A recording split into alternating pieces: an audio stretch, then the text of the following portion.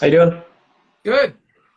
Happy Friday? Another edition of Yes. in B-Town. Yeah. 11 months in. So soon it'll be over. That's Uh, right. so, so we are in a gray zone next Mhm. week. Brampton, Peel, Toronto. What are your thoughts? I hope we'd be in red zone. The restrictions under the gray lockdown are quite restrictive once again. Our businesses have sacrificed, and for me, I was really hopeful that given the fact our hospital capacity is dramatically better, the positivity rate has fallen quite significantly, that there would be rationale to be put into the red. And I don't believe you can split up the GTA. The fact that you got Vaughan open, Halton open, Markham open. If you look at the cell phone data, which we have access to on a municipal level, people just go to the open areas. And so, I want us reopened in Peel sooner the better.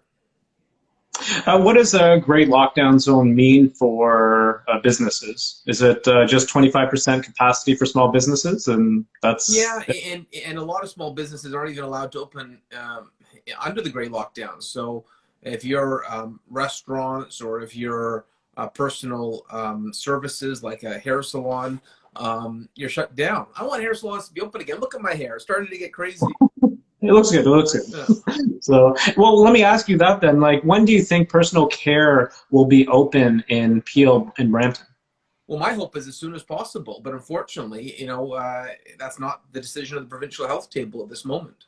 And so, I feel like the yardstick is being moved. Before we said it was based on hospital capacity. Well, the hospital capacity is better. So, I have to say I'm a bit disappointed. We had a region appeal council motion unanimously asking to be put into the red, and so I would have hoped that we would have been put into the red like our adjacent jurisdictions. Well, let me. Did you have a conversation with Chief Medical Officer Dr. Lowe about this? I've had many conversations with Dr. Lowe about this. Can you talk about it? Yeah, I've spoken to the premier, the regional minister, the medical officer of health, all of them saying that we've met the initial requirements in terms of a hospital capacity. And they wanted additional time to see how variants might enter the school system. They've had that additional 2 week. I really don't. I don't believe that cutting up the GTA works, and I made that clear to everyone who will listen. But ultimately, it's a provincial decision. And this is in 2 week increments, right? They're going to look at it again in 2 weeks. Is that the procedure usually? That's what we're hearing. Okay. All right. So let's talk about vaccines. Okay, that's kind of a more positive note. I just heard today that 2 million more vaccines are going to be entering Ontario by the end of the month. So what does that mean for Brampton and Peel? So this is great. The fact that new vaccines are being approved. We had AstraZeneca recently, and now Johnson and Johnson. It means that the severe supply shortage that Canada had appears to be in the process of being rectified, which is integral, because if you get vaccines, you protect the public. It will expedite the ability to get all these restrictions off and get life back to normal. I know you're going to sound like a broken record after the couple of weeks, and you're probably going to be an expert when it comes to vaccination. So I'll be asking you a lot of vaccine questions here. So who can get vaccinated right now? Right now, it's anyone over the age of 80, or if you Okay. turn 80 this year. And then, of course, healthcare workers, long-term care workers, and other first responders. I'm hopeful that with the new vaccine supply, we can start vaccinating other age groups as soon as possible. And so right now, the priority age groups are the more vulnerable Canadians, which are the ones, the older you are, the more vulnerable you are. And so they're going to be looking at under 80 as soon as they finish the current age allocation. And how should somebody 80 plus get, how do they get ready for the vaccination? Like, do they have to call? Do they have to go on the computer? So Like, you can call yeah. or book online. Right now, the Osler Health System has a vaccination clinic set up at the Shinkuzi Wellness Center. I went there with Bill Davis on Monday. It is running smooth, very effective. operation, and it was great to see a buzz of activity, a long list of seniors being vaccinated.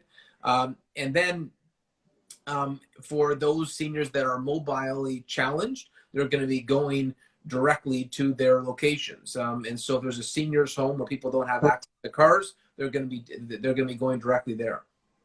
Now, is Peel Public Health going out directly to seniors that are over 80 that are living at home? So those who have challenges, who are mobilely challenged, they're going to be looking at making other arrangements.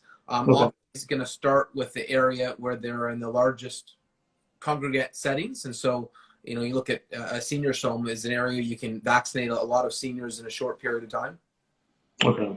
And with the AstraZeneca vaccine coming in to effect, but they're not allowing people over 65 getting it, does this an opportunity to get more people in factories, warehouses, warehouse workers vaccinated?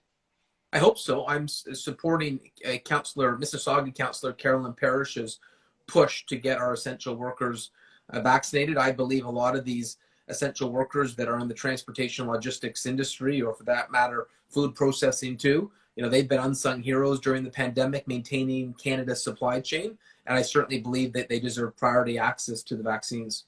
And frankly, it's smart because that's where the fires have been. That's where the outbreaks have been. You get that area protected, it's going to help the whole community. True. Now, some jurisdictions are going out to kind of higher risk neighborhoods to, vaccinate people. Will Brampton or Peel be doing that?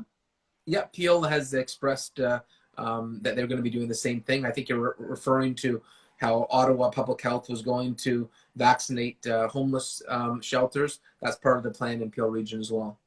Okay. And have you toured any of the vaccination centers in Brampton? Yeah, I mentioned I went to the Shinkuzi Wellness Vaccination Center on Monday with former Premier Bill Davis. Very impressed by the efficiency and of the operation set up by Dr. Naveed's team at Osler Health. Okay. And then when do you think people like you and I will be getting vaccinated?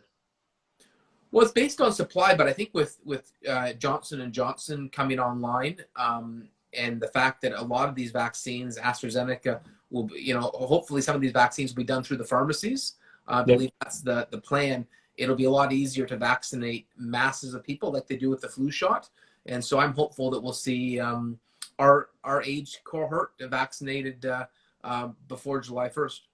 Yeah, and if people that don't know, we're both under 30. So I am 39 plus 3. Okay, well, I'm actually older than you, so. So, all right, we're going to switch gears here a little bit. Is Brampton doing anything about to mediate mounting tensions between segments in the city of the Sikh and Hindu community? So what I've said very clearly is there's no tolerance for violence. In Canada, we believe in the right to protest. The peaceful assembly is guaranteed under Section 2 of the Charter. And we also ardently believe in religious freedom. And so when I see anyone express violence towards the right to peaceful assembly or the right to worship freely, is something that I take great offense to. And I've seen some instances more recently where there's been examples of that. There was a rally last weekend where those who were celebrating India's vaccine rollout, there was a video of someone being subjected to violence, and that's abhorrent. And I know the Peel Police take examples like that seriously, and if that individual files a police report, that would be viewed as an assault. In terms of the post by Ron Banerjee recently saying that he was threatening local Gujaras, I took offense to that as well. The notion that you have someone from out of our city wanting to come and threaten and bully our places of worship, you're not welcome in Brampton. That's not the Canadian way. It's vile, it's offensive. And remember, this is the same person that Mississauga business person Mohammed Faki had previously called out for hate crimes and taken to court. And so some of these individuals just don't learn. And it's offensive to the Canadian values of religious freedom and You know, I have to say, you know, there are a few examples of people that are intolerant like this, but the vast majority, I believe, in our city, 99.9%, are proud to live in a country that values religious freedom, that values peaceful, the right to have a peaceful assembly. The province recently announced funding for transit for the Safe Restart Agreement. What is Brampton going to do with the funding? So during the pandemic, one of the concerns was there was significant cost on transit. We had to change how many people could be on a bus. The business models got completely altered, not to mention PPE requirements. And so thanks to the government of Ontario, Minister Pravit Sakaria and MPP Amarjot Sandhu announced 23.49 million for 2021. That's going to put us in good position not to be in a deficit this year with our transit operations. Mayor Brown, I know you're a huge hockey fan, and today there was a huge loss in the hockey community. Walter Gretzky passing away. What are your thoughts on that? Yeah, it's heartbreaking. I've had the chance to know the Gretzky family pretty well over the last 20 years. I had done some charity events with them in Las Vegas where I got to spend some quality time with Walter, and then when I used to do my hockey night in Barrie, it was a fundraiser for the Royal Victoria Hospital. When I was the MP up there, Walter would come out every year. I had him over to my home and watched a few hockey games with him, and nice. It's just heartbreaking because, you know, my interactions with him is he is the most generous individual with his time.